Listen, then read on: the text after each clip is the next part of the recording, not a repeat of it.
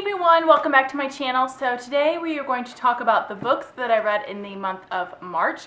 I do this video every single month. I've been doing it for probably almost a year at this point, honestly. I just love to read. I love trying out new books and just talking about books in general. I just love all things about books. So I decided every single month I was going to talk to you guys about the books that I read the previous month. But before I get started, don't forget to subscribe and give this video a thumbs up if you enjoy it. So I read 3 books in the month of March. That's about what my average is, 3 to 4 books a month. All 3 of these books were pretty good. I had one really good one, and then the other 2 were just kind of like meh. Like they were good, but they weren't like my favorite books ever. So the first book I want to talk about is this one. It's by Oprah Winfrey. It is called What I Know for Sure. I saw this book probably about a year or so ago at Target, and I was like, oh my gosh, I really want to read that book. But it was like $22 or something crazy like that, and I was like, I'm not about to spend $20 on a book when I could get them for like $1 off Amazon. So I just never bought it. I kept checking to see, if it would go on sale or something, but never did. I love Oprah. I grew up watching Oprah with my mom, and I just love her. I just love Oprah. And so I knew I wanted to read this book because this book is basically it's just small little excerpts from, I think it's her magazine, her O magazine. I guess she has a column in there called What I Know for Sure, and it's just a compilation of all of them where she talks about different interviews that she's been on and just like different experiences she's had and just things that she knows for sure from those experiences or interviews. And it's just really interesting and just like really makes you think about life and that you need to enjoy it and enjoy the small things. And I don't know, I just thought it was really good. I really enjoyed reading it. It took me probably not that long. I mean, if you can tell, it's kind of a small book. And then each little, they're not even chapters, each little story is just like a page or 2 long. Like it's not very long or anything. So if you're only able to read, say like a chapter or whatever a night, like this is a good book for you because you can quickly read the stories. So I just thought it was really good, and I definitely recommend it, especially if you love Oprah Winfrey like I do. So the second book that I read is called The Love Season by Elin Hilderbrand. Y'all know I'm obsessed with her. She is one of my favorite authors. I've read so many of her books. She has a book coming out in June that I cannot wait to get my hands on. But right now I'm just like working my way through all her books. So this is the one I read this month. This was not one of my favorites that I have read of hers. My favorite is The Rumor. But this story is about a woman named Marguerite, or that's how I said her name in my head when I was reading it. She's a world-renowned chef, and something happens. We're not told what happens, but basically she's turned into a recluse.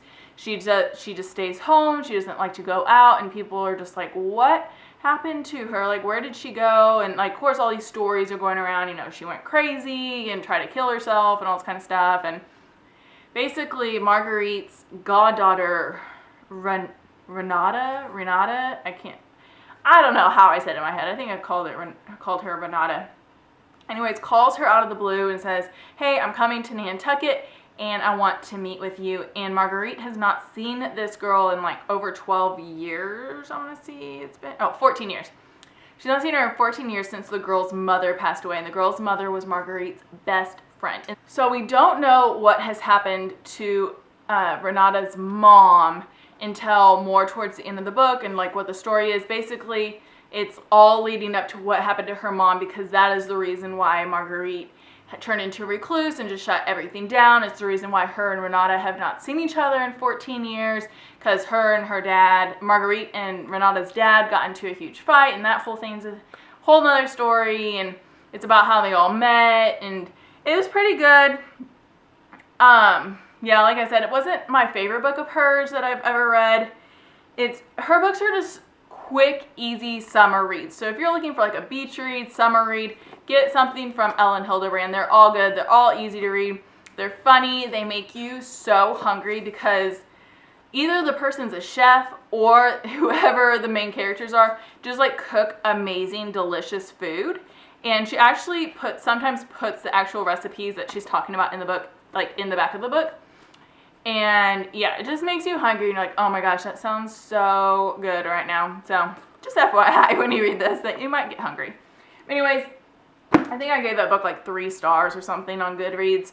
My Goodreads is listed down below if you would like to follow me and see what I'm currently reading and all that kind of stuff. And I love to see what you guys are reading as well. So, and then the last book that I read is called Where They Found Her by Kimberly McWright. I'm not really sure where I got this book and why I have it, honestly.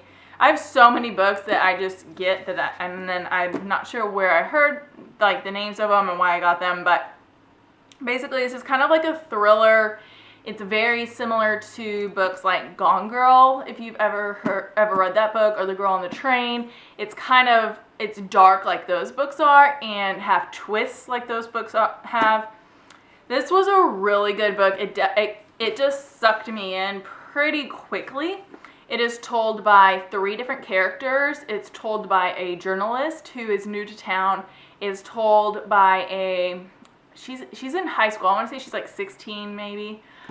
Girl who's just had a rough life. Her mom is pretty absent. She basically takes care of her mom. She's the parent in the relationship. And then the other is a stay-at-home mom who, they're stereotypical stay-at-home moms who just, are involved in everything and have opinions about everything and just love to gossip and stuff like that. She's the other viewpoint. And so basically what happens is a really small town. It has a huge college by it, and so that's kind of like where the town's around the college. And one day someone finds a dead newborn baby underneath a bridge that's on the campus. And so of course everyone's like, oh my gosh, a baby, it's on campus and all that kind of stuff. So that's where the journalist comes into the picture, and so she's trying to figure out like what's going on, and as she's doing investigating and asking questions and stuff, she's seeing like, oh, there's a whole nother story behind this, and there's stuff people are hiding. And when you first read the story, you don't realize that all 3 of these people have something in common. And as you're reading, their paths start intertwining with one another, and it's really cool. I love it when books do that, where you are just like, where is this going? Like, why am I like getting this point of view from this person? They have nothing to do with these other characters. And then all of a sudden they do a huge twist, and you're just like, oh my gosh, did not see that coming. So I really enjoyed this book in the fact that it had a lot of twists. It surprised me a lot. I did not see a lot of the things coming. And yeah, I just thought it was really good. So if you like thriller, mystery, suspense kind of books, this is a really good one. It's a quick read, it's easy, and yeah, I really, really enjoyed it. So those are the 3 books that I read in the month of March. So be sure to come back in the end of April or beginning of May when I do my books for April. I'm super excited. I'm not sure what I'm reading yet. I'm reading one book currently, and it's really good, but I don't know what else I'm going to read yet. So leave some recommendations down below for me if you have any. And leave a comment down below what your ultimate favorite book is. What is the book that you could read 1,000 times and not get tired of? I want to know what that is for you guys. And maybe I've read it or maybe I've not, and I can add it to my to-read list. Be sure to add me on Goodreads if you have a Goodreads account. I want to follow you guys. And don't forget to subscribe. Give this video a thumbs up if you enjoyed it, and I'll see you in my next video. Bye.